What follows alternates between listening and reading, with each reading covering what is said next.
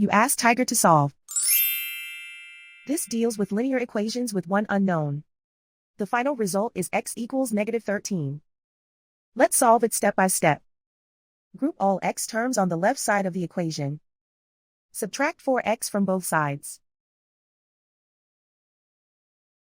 Group like terms.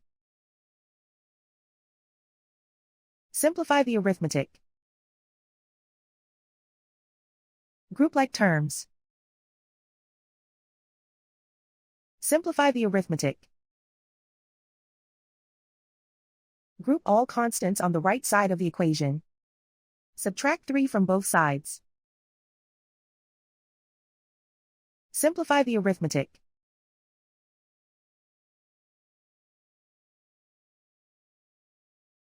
And so the final result is x equals -13.